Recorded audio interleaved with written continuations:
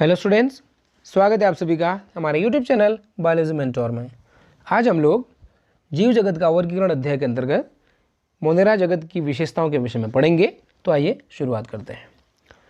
जगत मोनेरा, इस जगत के अंतर्गत एक कोशिकीय प्रोकैरियोट्स या यूनिसेलुलर प्रोकैरियोट्स आते हैं, जैसे जीवाणु, साइनोबैक्टीरिया या नील हरित शैवाल तथा माइकोप्लाज्मा।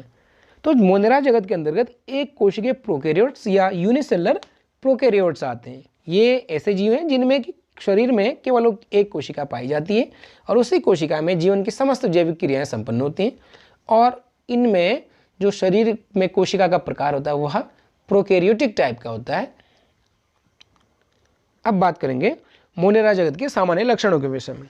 नंबर पहला है, इनमें केंद्रक झिल्ली अनुपस्थित होती है। जो प्रोकैरियोटिक कोशिका होती है, प्रोकैरियोटिक कोशिका में जो मध्य में इसमें आनुवंशिक पदार्थ डीएनए पाए जाते हैं, उसके चारों तरफ केंद्रक झिल्ली अनुपस्थित होती है। दूसरा है, इनमें झिल्ली युक्त कोशिकांग जैसे माइटोकॉन्ड्रिया, गोल्जिकाए, अंतःप्रद्रव्य जालिका या एंडोप्लाज्मिक रेटिकुलम और लाइसोसोम नहीं पाए जाते हैं। क्योंकि मोनेरा जगत के अंतर्गत प्रोकैरियोटिक कोशिका वाले जीव आते हैं, तो प्रोकैरियोटिक कोशिका वह कोशिका होती है जिसमें झिल्ली युक्त कोशिकांग माइटोकॉन्ड्रिया, गोल्जिकाए, अंतःप्रद्रव्य जालिका और लाइसोसोम नहीं पाए जाते हैं। नंबर तीसरा है, इनमें आनुवंशिक पदार्थ डीएनए कोशिका द्रव्य में नग्न पाया जाता है। इसके चारों तरफ केंद्रक झिल्ली अनुपस्थित होती है, तो इस प्रकार इसे हम केंद्रकाव या न्यूक्लियोइड कहते हैं। नंबर चौथा है, आनुवंशिक पदार्थ हिस्टोन प्रोटीन रहित होता है। जो डीएनए पाया जाता है प्रोकैरियोटिक कोशिका में, उस डीएनए में हिस्टोन प्रोटीन नहीं पाया जाता है, जबकि यूकैरियोटिक कोशिका में पाए जाने वाले डीएनए में हिस्टोन प्रोटीन उपस्थित होता है। नंबर पाँचवा है, माइकोप्लाज्मा को छोड़कर अन्य सभी मोनेरा सदस्यों में कोशिका भित्ति पाई जाती है। जो मोनेरा के सदस्य हैं जैसे कि नील हरित शैवाल और जीवाणु, उनमें तो कोशिका भित्ति पाई जाती है, लेकिन जो माइकोप्लाज्मा होते हैं, माइकोप्लाज्मा में कोशिका के बाहर कोशिका भित्ति अनुपस्थित होती है। इनमें 70 प्रकार का राइबोसोम पाया जाता है। जो कि राइबोसोम कोशिका में प्रोटीन बनाने का स्थान होता है, प्रोटीन का निर्माण राइबोसोम में होता है। तो राइबोसोम 70 और 80 प्रकार के होते हैं।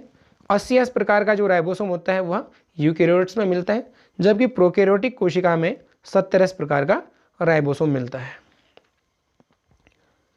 सातवां है, ये प्रकाश संश्लेषी, रसायन संश्लेषी या परपोषी होते हैं। प्रकाश संश्लेषी जैसे कि ब्लू ग्रीन एल्गी हैं, इनमें क्लोरोफिल ए पाया जाता है, जिसके कारण यह फोटोसिंथेसिस क्रिया के द्वारा अपना भोजन स्वयं बना सकते हैं। दूसरा रसायन संश्लेषी है। कुछ जीवाणु ऐसे होते हैं जिनमें विभिन्न प्रकार के रासायनिक पदार्थों के अपघटन के द्वारा ऊर्जा का निर्माण होता है, तो ये रसायन संश्लेषी कहलाते हैं। परपोषी भी ये होते हैं, परपोषी जिसके अंतर्गत हम परजीवी और मृतोपजीवी को रख सकते हैं।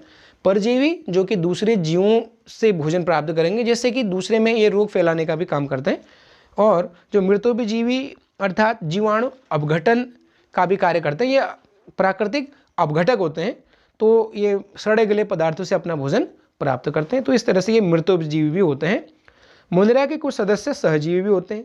सहजीवी ऐसे जीव होते हैं जो कि किसी दूसरे जीव के साथ अपना जीवन यापन करते हैं, जैसे कि उदाहरण के लिए राइजोबियम जीवाणु। जो राइजोबियम जीवाणु होता है वह दाल वाली फसलों की जड़ों में पाए जाते हैं। वहाँ पर ये नाइट्रोजन का स्थिरीकरण करते हैं। जो गैसियस नाइट्रोजन होता है, उस गैसियस नाइट्रोजन को घुलित नाइट्रोजन के यौगिकों में बदलते हैं, और वह जो नाइट्रोजन होता है वह पौधों को प्राप्त होता है। इनमें अलैंगिक जनन विखंडन विधि द्वारा होता है। विखंडन जिसमें कि कोई एक कोशिका अगर 2 कोशिकाओं में टूट जाती उसे हम विखंडन कहते हैं। तो इनमें विखंडन द्वारा अलैंगिक जनन होता है, लैंगिक जनन का इनमें अभाव होता है। अब बात करेंगे मोनेरा का वर्गीकरण। मोनेरा को हम 2 भागों में बांट सकते हैं, आर्कीबैक्टीरिया और यू बैक्टीरिया। नंबर पहला हम लोग पढ़ेंगे आर्कीबैक्टीरिया के विषय में। यह जीवाणु का आदिम समूह है। इनकी कोशिका भित्ति प्रोटीन तथा पॉलीसैकेराइड की बनी होती है। नंबर तीसरा, इनकी कोशिका झिल्ली में लिपिड की शाखित श्रृंखलाएं होती हैं। जो इनकी कोशिका झिल्ली होती है उसमें लिपिड की जो ब्रांच्ड चेन होती हैं, जिसकी वजह से इनको पर्यावरण के अत्यधिक ताप तथा अम्लीय परिस्थितियों में बिना किसी हानि के भी जीवित रखने में समर्थ बनाते हैं। नंबर चौथा है, ये विपरीत पर्यावरणीय परिस्थितियों जैसे कि अत्यधिक ताप, ऑक्सीजन की कमी, उच्च लवणता, उच्च अम्लीयता आदि में रहने में सक्षम होते हैं। जो आर्किबैक्टीरिया हैं, आर्किबैक्टीरिया ये ऐसे बैक्टीरिया हैं जो कि पर्यावरणीय विपरीत परिस्थितियों में आसानी के साथ जीवित रह सकते हैं। जैसे कि अगर उच्च लवणता हो, उच्च अम्लीयता हो या बहुत ज़्यादा तापमान हो और ऑक्सीजन की बिल्कुल ही कमी हो, तो भी ये जीव, ये जो बैक्टीरिया होते हैं आर्किबैक्टीरिया, आसानी के साथ उन परिस्थितियों में भी जीवित रह सकते हैं। आर्किबैक्टीरिया का वर्गीकरण, जिन परिस्थितियों में ये आर्किबैक्टीरिया निवास करते हैं उस आधार पर इन्हें 3 अलग अलग समूह में बांटा जा सकता है। नंबर पहला मेथनोजेंस, दूसरा हेलोफिल्स, तीसरा थर्मोएसिडोफिल्स। नंबर पहला है मेथनोजेंस।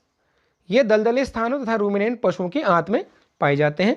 मेथनोजेंस इन जंतुओं में सेलुलोज के पाचन में सहायक होते हैं। रूमिनेंट पशु जैसे कि जो घास को खाते हैं और उनका पाचन करने के लिए इनके आंत में मेथनोजन नामक जीवाणु पाया जाता है। जैसे कि उदाहरण के लिए मेथनोबैक्टीरियम, जो ये जीवाणु होता है ये इन पशुओं के आंत में पाया जाता है और सेलुलोज के पाचन में सहायक होता है। और जो मेथनोजेंस होते हैं ये इनका पाचन करने के बाद ये मेथेन गैस का भी उत्पादन करते हैं। दूसरा है हेलोफिल्स। ये अत्यंत लवणीय क्षेत्रों में पाए जाते हैं। जो सॉल्टी एरिया होते हैं, जो सॉल्टी होते हैं जिसमें सॉल्ट का कॉन्सेंट्रेशन बहुत ज़्यादा होता है, उस क्षेत्र में भी हेलोफिल्स आर्किबैक्टीरिया पाए जाते हैं। उदाहरण के लिए होलोबैक्टीरियम। नंबर तीसरा है थर्मोएसिडोफिल्स। ये गर्म गंधक युक्त गर्म झरनों में पाए जाते हैं जहाँ का तापमान 80 से 100 डिग्री सेल्सियस होता है। उदाहरण थर्मोप्लाज्मा और सल्फोबोलस।